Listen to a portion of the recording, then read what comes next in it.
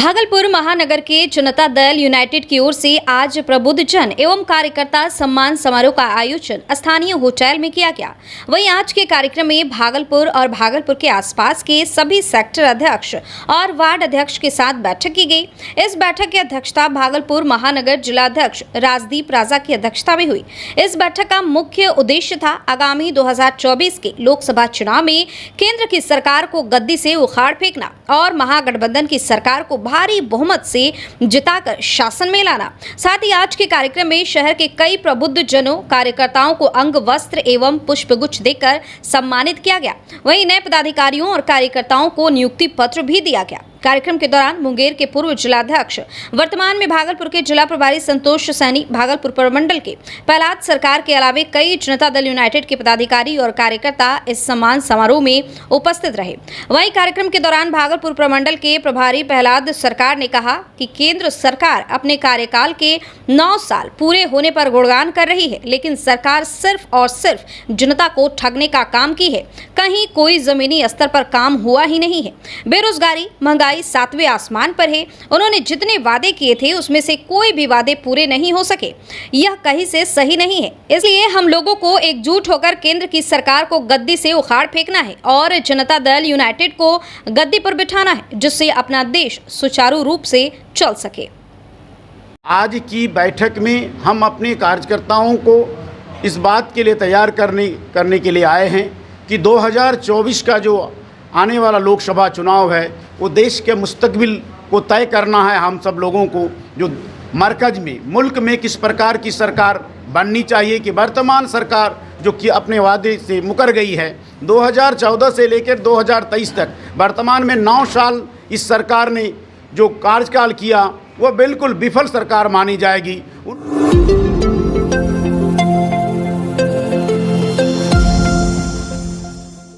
भागलपुर में करोड़ों के पुल के गंगा में जल समाधि लेने के बाद अब करोड़ों का कटाव रोधी कार्य कोसी की भेंट चढ़ता जा रहा है। जिले के नौगछिया अनुमंडल अंतर्गत जहांगीरपुर बैसी में लगातार कटाव हो रहा है। पिछले वर्ष दर्जनों घर कटकर कोसी में विलीन हो गए थे। अब लोगों के घर और जमीन ना कटे, इसके लिए 3 करोड़ 40 लाख की लागत से कटाव रोधी कार्य किया गया। जियो बैग की कोसी किनारे बांधा गया, लेकिन अब वह कार्य भी कोसी नदी की भेंट चढ़ता जा रहा है। एक तरफ जहां जियो बैग के बहने के बाद वहां फिर रीस्टोरेशन का कार्य किया जा रहा है, तो वहीं दूसरी तरफ जियो बैग नदी में समाता जा रहा है। कई जगह बोरियां समाने के कगार पर है। ग्रामीण में डर है कि फिर से कटाव ना हो, नहीं तो बाकी बचे लोगों का आशियाना भी कोसी की समाधि ले लेगा। जिस तरह कटाव हो रहा है, जल स्तर बढ़ने के बाद हालात भयावह होंगे। काम संतोषजनक नहीं हुआ है और उम्मीद नहीं है कोई बोरा टिकेगा, क्योंकि बोरा में देख लीजिए पकड़ नहीं है। एक बोरा पे आधा बोरा चढ़ा करके घोषणा तो तभी रुकता, लेकिन कहीं पर पकड़ बना के नहीं दिया, सीधे डाल दिया है। जो बोरी डाले हुए थे तो कहीं ना कहीं अनियमितता तो होगी काम में, क्योंकि को जल्दी इतना अभी तो जलस्तर बढ़ा नहीं है और कोसी में समाने लगा। देखिए, जब करंट आया उसके बाद इस कावर के उसे जितना नीचे का बालू था सैंड वो हट गया, तो गहरा तो हो गया, तो उसी में वहां जाकर बैठ गया है।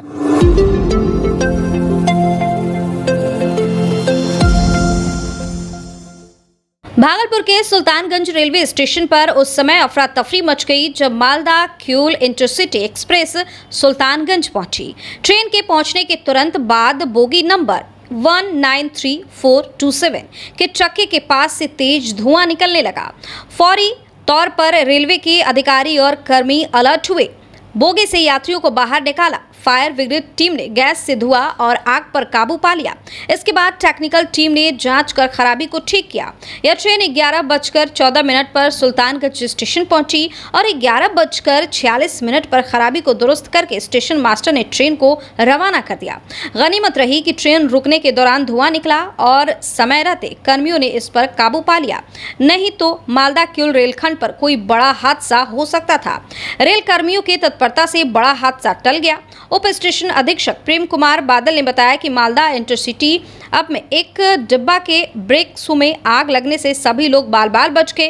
किसी के हताहत होने की सूचना नहीं है। 18 मिनट तक ट्रेन स्टेशन सिटी में ब्रेक बाइंडिंग हुआ था, गर्मी के कारण नहीं होता है वो चक्का के बीच में कोई ब्रेक शू होता है, वो सट जाने के कारण ऐसा कभी कभी होता है।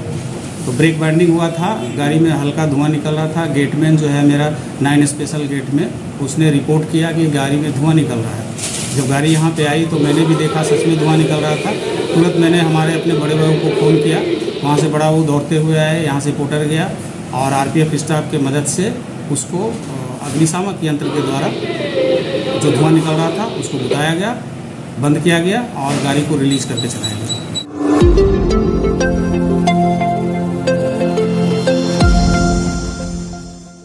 भागलपुर में गर्मी का टॉर्चर जारी है। पारा 43 डिग्री के पार पहुंच चुका है। जिस सड़क पर अमूमन हजारों लोग आवाजाही करते थे वो सुनसान है। नगर निगम द्वारा चौक चौराहे पर लगाए गए स्टॉलों पर छात्र प्यास बुझा रहे हैं।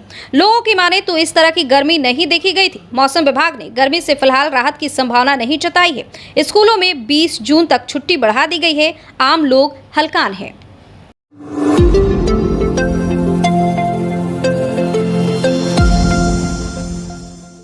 भागलपुर में लायंस इंटरनेशनल जिला 322A का दूसरा कैबिनेट ऑफिसर ट्रेनिंग का आयोजन किया गया, जिसमें वर्ष 2023 से 24 की भावी सेवा कार्यों की रूपरेखा के लिए कोसी, मुंगेर एवं सीमांचल क्षेत्र के लाइन पदाधिकारियों ने प्रशिक्षण लिया।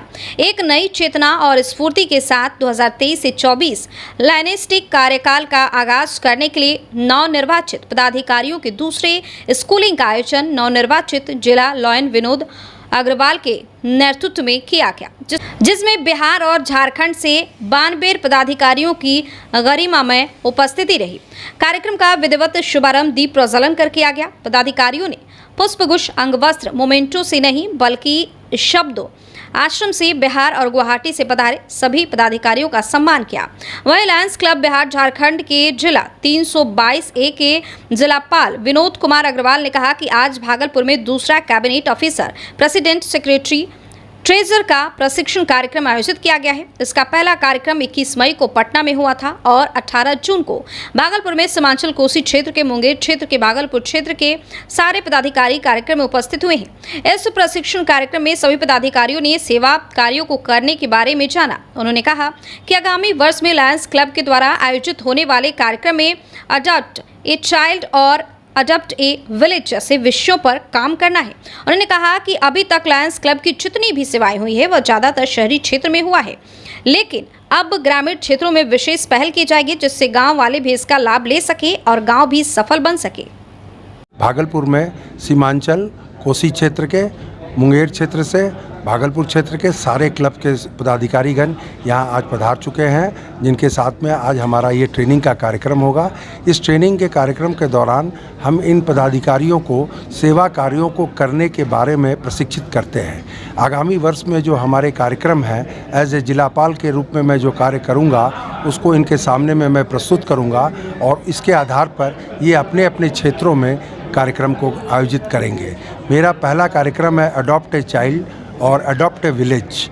अभी तक लायंस की जितनी भी सेवा क्षेत्र थी वो शहरी क्षेत्र में हुआ करती थी, जिसको मैंने निर्धारित करके अब ग्रामीण क्षेत्रों की ओर केंद्रित करना प्रारंभ किया है।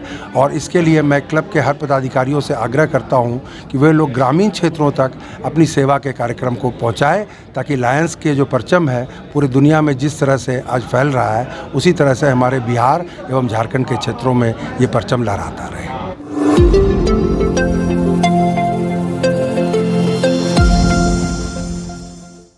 में भीषण गर्मी का असर आम लोगों के साथ साथ मजदूरों पर सबसे ज्यादा पड़ रहा है। भागलपुर से सटे कई जिलों से मजदूर काम की तलाश में शहर पहुंचते हैं, लेकिन गर्मी के कारण उन्हें काम नहीं मिल पा रहा है। भीषण गर्मी में मजदूर चौक चौराहों पर घंटों खड़े रहते हैं। काम नहीं मिलने के बाद बेरंग घर वापस लौटना पड़ता है। मजदूर अपना भाड़ा किराया लगाकर काम के लिए गाँव से शहर आते हैं। काम नहीं मिलने के बाद फिर भाड़ा किराया लगाकर वापस घर लौटना पड़ता है। ऐसे में मजदूरों को दोगुना नुकसान झेलना पड़ रहा है। बच्चे पढ़ नहीं पाते हैं, बच्चे कलट कलट कर रो रहे हैं और गरीब आदमी हम लोग क्यों नहीं मिल रहा है? धूप के कारण सर, धूप हो रहा है, गर्मी हो रहा है सर, इसके लिए कोई काम नहीं दे रहा है। इसके लिए हम लोग वापस घूम के जाते हैं। वापस घूमने जाने के बाद बच्चे लोग को जो है ना पढ़ाई लिखाई का कुछ का जो है ना नहीं हो सकता है, बच्चे लोग रोते हैं। अच्छा, हमारा सनोज प्रसाद यादव नाम हुआ, बांका जिला से आए हैं। पेट को लिए, कमाने के लिए, लेकिन काम मिल नहीं रहे हैं। क्यों नहीं मिल रहा? क्या बता पाए, गर्मी को वजह से गर्मी भीषण गर्मी। तो फिर कैसे परिवार चलेगा? जही विधि रखो राम वही विधि रवे राम जी। तो रोजाना आना होता है? रोज भाड़ा लगा को 100 रुपया भाड़ा है, लगा के आते हैं। हाँ और फिर फिर लगा को जाते हैं।